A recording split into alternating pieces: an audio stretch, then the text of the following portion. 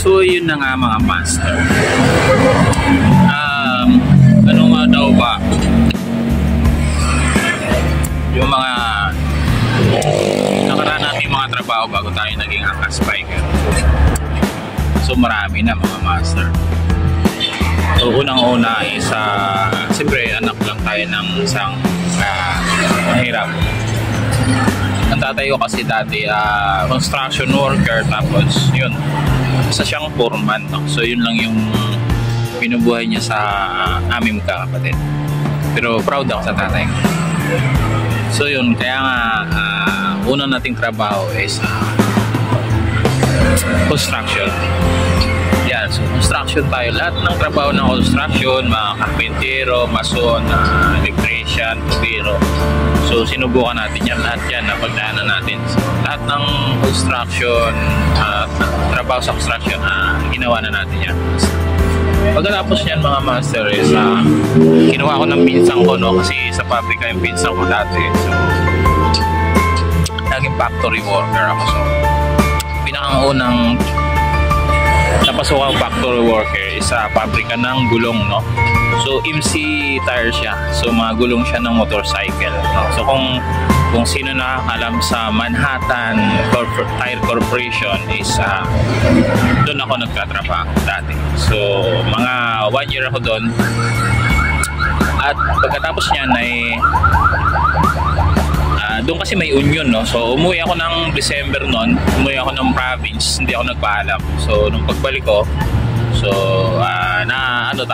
natanggal tayo sa trabaho. So kinausap naman tayo ng supervisor natin na ganun nga, sayang, mariregular daw sana ako. So dahil nga wala pa akong alam noon sa tungkol sa mga trabahong ganyan, so hindi natin iningatan. So pero nakabalik naman ako doon, yun nga lang, contractual na, and then nilipat ako sa sister company nila sa Leo Tire. So doon yun sa Lingunan, sa Valenzuela yun mga kapatid. Pagkatapos niyan ay marami na tayong napasukan na iba, no? Pumasok na tayo ng pabrika ng bakal, ng tila at saka ng garter. So bago pa tayo dyan pala is nawalan tayo ng trabaho noon.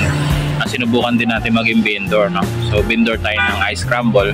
Then siguro mga ilang buwan lang naman yun, and then nakapasok ulit tayo ng pabrika. So yun na nga, tila, bakal, tila, and then garter. So sa tila is 1 year din tayo, and then nalipat tayo sa garter.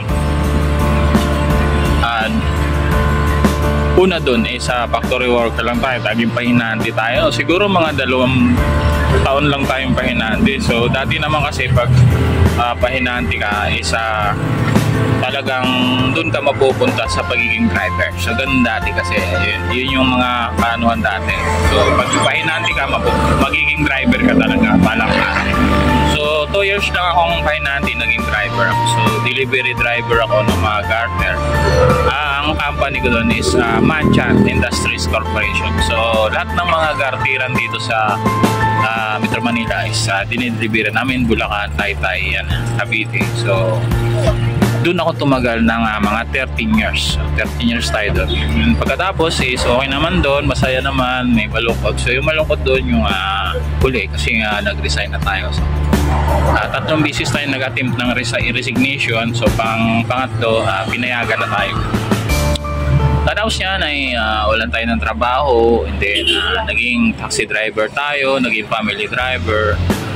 So marami pa tayong na extra, no?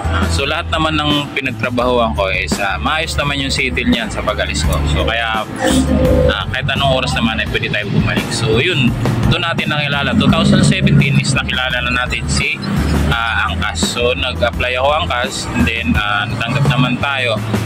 Kasi noon pa man ay professional driver na tayo. Pagkatapos niyan mga master is 2020 nag-umpisa ako mag-vlog. So vlog sa Angkas kasi nainganyo ako sa mga kakilala ko. Sakto naman mga master is biglang nagkaroon tayo ng virus, no? Nagka-lockdown tayo. So natigil ako sa pag-vlog. So konting panahon lang yung una kong mga vlog. At wala pa akong Facebook noon, YouTube pa lang. Pagkatapos niya mga master is nawalan tayo ng trabaho. Siguro mga buwan, no? So pagkatapos niyan, yung kumpara natin is recommend tayo kay Shopee. So nagpunta tayo Shopee. So doon medyo gumanda-ganda yung kita natin sa Shopee. At doon ko tinuloy yung pag-vlog ko. So doon sa Shopee, doon na-monetize yung YouTube ko. At saka pagkatapos yan mga master, siguro mga bago sa taon kalahati, magto 2 years, nag-resign na rin tayo kay Shopee. So kasi nga pwede na naman kasi mag-angkas. So yun, balik uli angkas tayo mga master. Hanggang ngayon angkas pa rin tayo. So dito kasi sa angkas, dito tayo masaya eh. So ganyan talaga mga master. Kung saan ka masaya, doon ka. Kahit marami ka naman pwedeng pasukin trabaho, hindi ka naman masaya doon. So dito ka naging masaya. So dito ako nag-stay. So hanggang ngayon, angkas biker pa rin ako. At ang ano ko lang, no, moto ko lang, ayaw ko lang sa iba.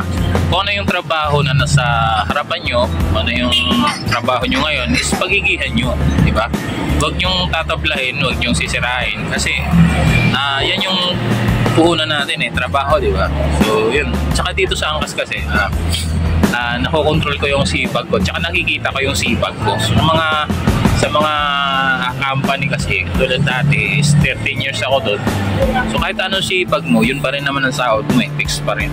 So dahil pa nga sa mga company, dahil ang masipag ng maagap, hindi. Dahil ang masipag ng sip-sip. Hindi, joke lang. So kasi sa trabaho, hindi nawawala yung sip-sip na yan. So hindi mawawala yan.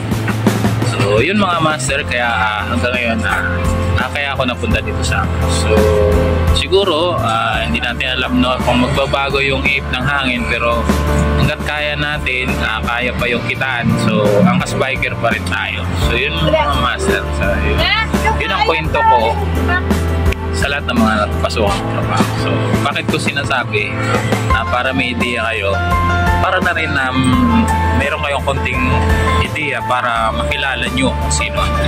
So ayun, tagal ng driver natin, dito tayo sa drive. Driver natin kumakain pa. Nakasakay tayo sa drive. So yun lang mga master, maraming salamat. Bye.